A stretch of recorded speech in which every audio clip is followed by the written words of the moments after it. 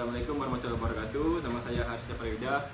Hari ini saya akan menjelaskan tentang perspektif Islam tentang mengkonsumsi hewan halal, yaitu pentingnya mengkonsumsi hewan halal. Allah menciptakan manusia dengan segenap kelebihan dan kekurangannya. Allah juga telah menyediakan di muka bumi segala kebutuhan yang diperlukan manusia.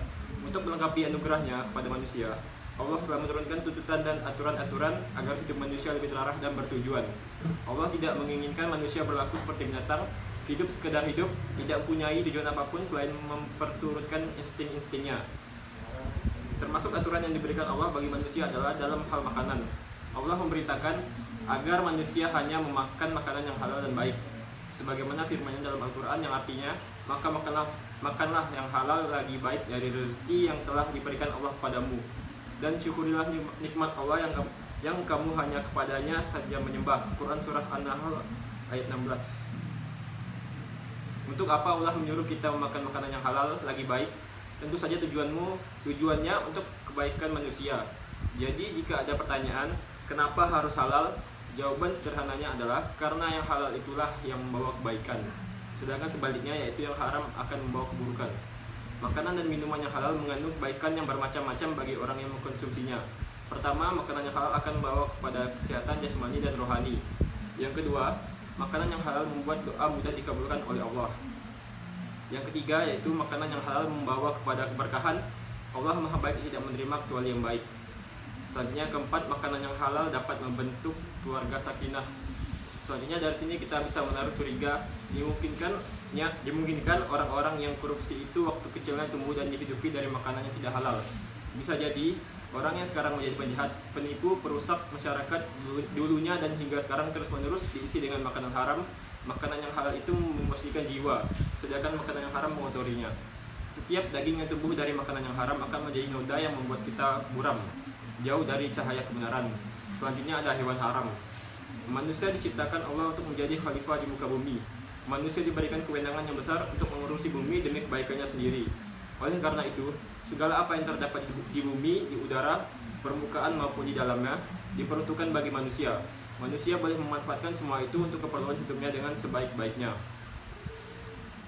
Terdapat dalam surah Al-Baqarah yang artinya, sesungguhnya Allah hanya mengharamkan bagimu bangkai, darah, daging babi, dan binatang yang ketiga disembelih disebut nama selain Allah.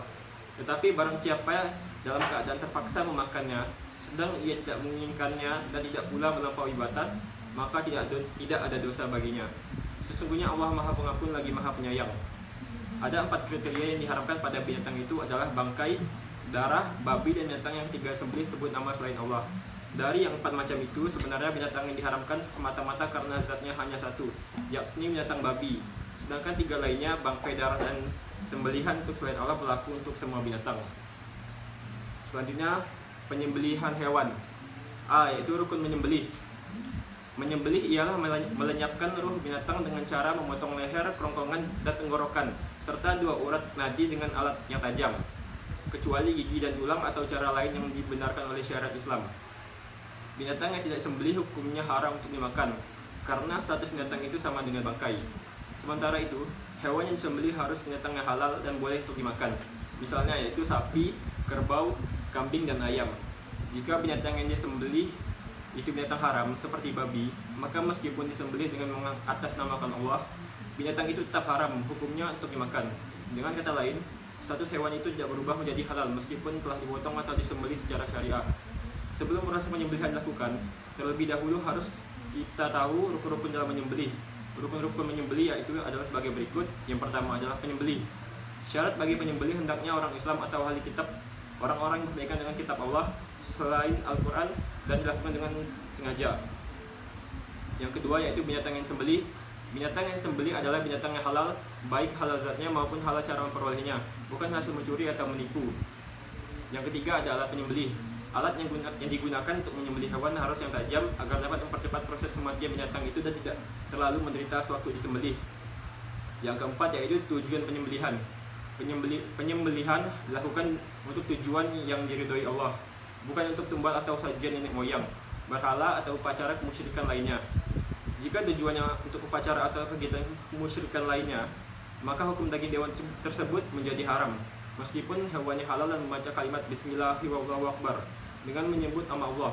Allah Maha Besar pada saat menyembelihnya. Selanjutnya yaitu ada tata cara penyembelihan. Adapun urutan cara menyembelih hewan dapat diuraikan sebagai berikut. Yang pertama yaitu binatang yang akan disembelih direbahkan, kemudian kakinya diikat lalu dihadapkan ke sebelah rusuknya yang kiri agar mudah menyembelihnya. Yang kedua, menghadap kiri ke arah kiblat. Begitu pula binatang yang akan disembelih. Yang ketiga yaitu potonglah urat nadi dan kerongkongannya yang ada di kiri kanan leher sampai putus agar lekas mati. Urat kerongkongan ialah saluran makanan. Kedua urat ini harus putus. Saat menyembelih membaca Bismillah, Bismillah, Wallahu Akbar, yang artinya dengan menyebut nama Allah, Allah Maha Besar. Yang kelima yaitu bagi binatang yang lehernya agak panjang maka menyembelihnya di pangkal leher sebelah atas agar lekas mati. Yang keenam, bagi binatang yang tidak dapat sembelih lehernya karena liur atau jatuh dalam lubang sehingga tidak dapat sembelih lehernya, maka menyembelihnya dilakukan di mana saja dari badannya. Asal kematiannya itu disebabkan oleh sembelihan, bukan karena sebab lain, dengan tidak lupa menyebut nama Allah. Yang ketujuh, setelah hewan atau binatang itu benar-benar mati, baru boleh dikuliti. Selanjutnya ada hal-hal yang makruh dalam penyembelihan. Beberapa hal yang makruh dalam penyembelihan hewan antara lain: yang pertama, menyembelih sampai putus lehernya, menyembelih dengan alat yang tumpul. Yang ketiga, menguliti atau memotong-motong hewan itu sebelum nyawanya hilang. Yang D yaitu penyembelihan hewan secara tradisional dan mekanik. Penyembelihan hewan secara tradisional adalah penyembelihan hewan yang dilakukan dengan menggunakan peralatan tradisional seperti pisau atau golok.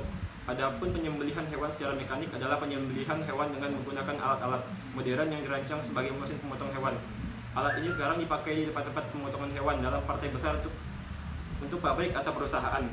Semua alat yang dipakai untuk memotong hewan itu dibolehkan, kecuali yang sudah dilarang oleh Rasulullah SAW. Seperti gigi dan kuku, alat-alat mekanik yang dipakai itu dibolehkan apabila memenuhi persyaratan yang dibenarkan oleh agama Islam. Oleh karena itu, penggunaan alat tersebut harus memperhatikan rukun-rukun penyembelihan sebagaimana sudah diuraikan di atas. Selanjutnya, bab 3, pedoman reproduksi hewan halal. Masalah kehalalan produk yang diedarkan dan dipasarkan di Indonesia merupakan masalah serius yang perlu mendapatkan perhatian dari berbagai pihak, khususnya dari kalangan industri pangan yang memproduksi pangan halal. Untuk itu diperlukan pedoman sebagai landasan bagi pelaksanaan kegiatan berproduksi, sehingga kesalahan-kesalahan yang mungkin terjadi sebagaimana kasus-kasus yang pernah terjadi di Indonesia, misalnya kasus MXG, soft drink, dan lain-lain, tidak pernah terulang lagi. Untuk itu pihak pemerintah bersama dengan lembaga non-pemerintah yang terlibat dalam regulasi hal ini perlu mendirikan pedoman tersebut sebagai sebuah acuan teknis yang dapat diterapkan pada masing-masing industri pangan. Selanjutnya ada beberapa kiat dan istilah unsur haram dalam hewan. Yang A, kiat memilih daging halal. Penjualan daging segar di Indonesia kebanyakan dilakukan secara terbuka, tanpa wadah-wadah dan tanpa label, sehingga bagi konsumen sulit membedakan mana yang halal dan mana yang tidak, kecuali membedakan antara daging babi dengan lainnya, karena biasanya penjualan daging babi terpisah. Sayangnya di beberapa swalayan, pemisahan penjualan daging babi dengan yang lainnya tidak terlalu tegas, sehingga konsumen harus berhati-hati memilih swalayan mana yang menjual daging halal yang terpisah sempurna dengan babi. Dengan demikian kita harus menghindari membeli daging di tempat yang menjual daging babi, walaupun daging tersebut ditempatkan pada tempat yang terpisah, tapi kita ragu akan penanganan daging babi yang sulit untuk tidak sama sekali terpisah dengan daging lainnya, termasuk peralatan dan ruangan yang digunakan. Jika kita kaji kondisi Indonesia untuk daging lokal, pemotongan sapi biasanya dilakukan di rumah potong hewan, dan bisa dikatakan semua rumah potong hewan di Indonesia menerapkan penyembelihan secara Islami. Di samping itu, rumah potong hewan swasta yang sebagian berskala besar juga sudah mendapatkan sertifikat halal. Oleh karena itu, kehalalan daging sapi lokal relatif lebih terjamin. Selanjutnya ada tips memilih daging. Setelah mengetahui dengan pasti bahwa jenis daging yang akan kita beli berasal dari hewan yang halal, selanjutnya yang harus cermati adalah bagaimana cara pemotongannya. Untuk itu, Insinyur Muti Arintawati, MSI, Auditor LP POM MUI, memberikan tips dalam memilih daging sebagai berikut. Yang pertama, belilah daging pada tempatnya resmi.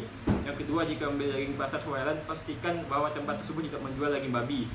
Yang ketiga, untuk daging ayam, jika kita membeli karkas utuh, untuk perhatikan lehernya apakah penyembelihan dilakukan secara sempurna. Yang keempat, untuk menutupi warna ayam bangkai yang tidak normal, pedagang menyembunyikan dengan memberi warna kuning. Yang kelima, jangan tergiur dengan penawaran harga yang lebih murah dari pasaran, terlebih jika dilakukan oleh pedagang-pedagang musiman atau tidak resmi. Sekian penjelasan dari saya. Sekian, wassalamualaikum warahmatullahi wabarakatuh.